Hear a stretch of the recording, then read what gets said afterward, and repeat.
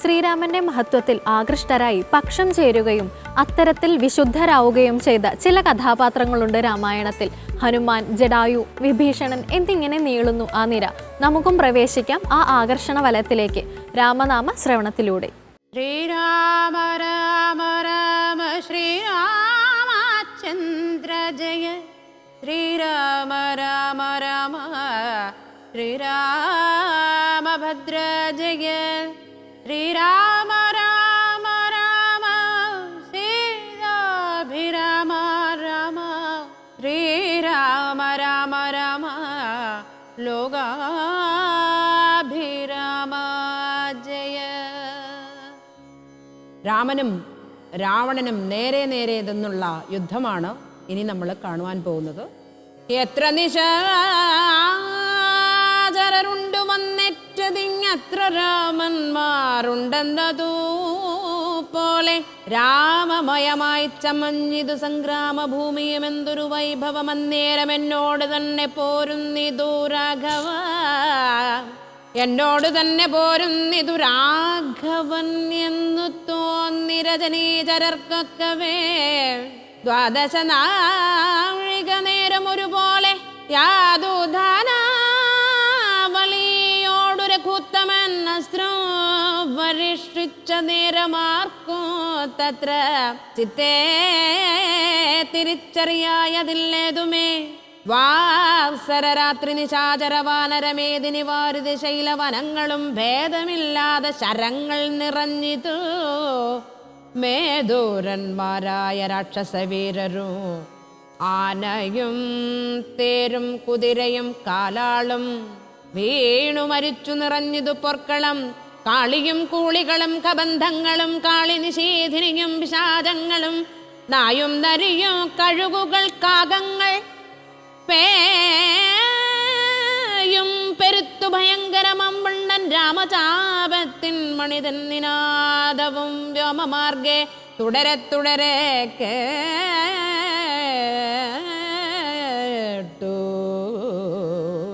ദേവഗന്ധർവയക്ഷാപ്സരോ വൃന്ദവും ദേവമുനീന്ദ്രനാം നാരദനും തഥാ രാഘവൻ തന്നെ സ്തുതിച്ചു തുടങ്ങിനാരാകാശചാരികൾ ആനന്ദപൂർവകം. ദ്വാദശ നാഴിക കൊണ്ടു നിശാചരൻ മേദിനി തന്നിൽ വീണീടിനാരൊക്കവേ. മേഘത്തിനുള്ളിൽ നിന്നർക്ക ബിംബം പോലെ രാഘവൻ തന്നെയും കാണായി തന്നേരം ലക്ഷ്മണൻ താനും വിഭീഷണനും പുനരർക്ക തനയനോ മാരുതപുത്രനും മറ്റുള്ള വാനരവീരരും വന്ദിച്ച് ചുറ്റും നിറഞ്ഞിത് രാഘവൻ അന്നേരം മർക്കടനായകന്മാരോടരുൾ ചെയ്ത് ഇതീ കണക്കെ യുദ്ധമാശു ചെയ്തിടുവൻ. രാവണൻ സർവസന്നാഹത്തോടും കൂടി രാമനോട് യുദ്ധം ചെയ്യുവാൻ വന്നു. പക്ഷേ രാമൻ ഒറ്റയ്ക്ക് രാക്ഷസ സേനയുടെ ഇടയിലേക്ക് ചാടിയിറങ്ങി. ഓരോ രാക്ഷസനും ഓരോ രാമന്മാരാണെന്ന് തോന്നുമാറ് രാമമയമായി തീർന്നു ആ സംഗ്രാമഭൂമി. എൻ്റെ കൂടെയാണ് രാഘവൻ എന്ന് ഓരോരുത്തർക്കും തോന്നി. 12 നാഴിക യുദ്ധം നടന്നു. സമുദ്രം, വനം, ഭൂമി എല്ലാം ശരങ്ങളെ കൊണ്ട് നിറഞ്ഞു. ആന, കുതിര, കാലാൾ എല്ലാവരും മരിച്ചു വീണു. ലക്ഷ്മണൻ, വിഭീഷണൻ, ഹനുമാൻ എന്നിവരെല്ലാം ശ്രീരാമചന്ദ്രൻ്റെ ചുറ്റും വന്ന് നിന്നു. ശൂർപ്പണഖ ശ്രീരാമനെ ആഗ്രഹിച്ചതിൻ്റെ പേരിലാണ് ഇത്ര വലിയ ഒരു യുദ്ധം തന്നെ ഉണ്ടാവാൻ കാരണം. സ്ത്രീകൾ വിവേകപൂർവം ചിന്തിക്കാതെ പ്രവർത്തിച്ചാൽ ഒരു നാട് തന്നെ ഇല്ലാതാകും എന്ന് രാമായണം നമ്മളോട് പറയുന്നു. അങ്ങനെയുള്ള പോർ കണ്ടു നിൽക്കുന്നേരം എങ്ങനെയെന്നറിഞ്ഞില്ല അഗസ്ത്യൻ തഥാ രാഘവൻ തേരിലിറങ്ങി നേടിനാനാകാശദേശാൽ പ്രഭാകര സന്നിഭൻ വന്നിച്ചു നിന്നു രഘുകുലനാഥനാനന്ദമി എന്നരുൾ ചെയ്താനഗസ്ത്യനും അഭ്യുദയം നിനക്കാശു വരുത്തുവാൻ ഇപ്പോഴിവിടേക്ക് വന്നിതു ഞാനടോ. താപത്രയവും വിഷാദവും തീർന്നുപോം. ആപത്തു മറ്റുള്ളവയും അകന്നുപോം. ശത്രുനാശം വരും രോഗവിനാശനം. വർദ്ധിക്കും ആയുസ് സത്കീർത്തി വർദ്ധനോ. നിത്യമാദിത്യ ഹൃദയ മാം മന്ത്രം ഇത് ഉത്തമം. എത്രയും ഭക്ത്യാ ജപിക്കടോ ദേവാസുരോ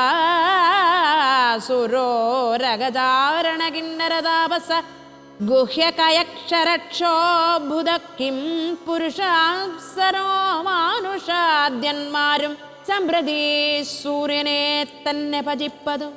ദേവകളാകുന്നതാദിത്യനാകിയ ദേവനത്രേ.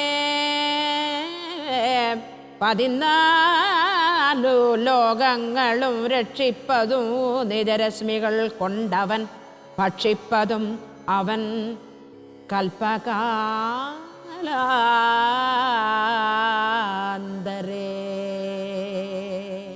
യുദ്ധം കൊടുമ്പിരിക്കൊണ്ട് നിൽക്കുന്ന സമയത്ത് അഗസ്ത്യ മഹർഷി ആകാശത്ത് നിന്ന് വന്ന് ശ്രീരാമന് ആദിത്യ മന്ത്രം ഉപദേശിച്ചു കൊടുക്കുന്നു. താപത്രയങ്ങളും ദുഃഖവും അകറ്റുന്ന, ആപത്തുകൾ അകന്നു പോകുന്ന, രോഗം ഇല്ലാതാക്കുന്ന, ദീർഘായുസിനെ തരുന്ന വിശിഷ്ടമായ മന്ത്രം. സന്താപനാശകരായ നമോ നമഃ. അന്ധകാരാന്തകരായ നമോ നമഃ. ചിന്താമണേ ചിദാനന്ദായ തേ നമഃ. നിഹരനാശകരായ നമോ നമഃ. മോഹവിനാശകരായ നമോ നമഃ.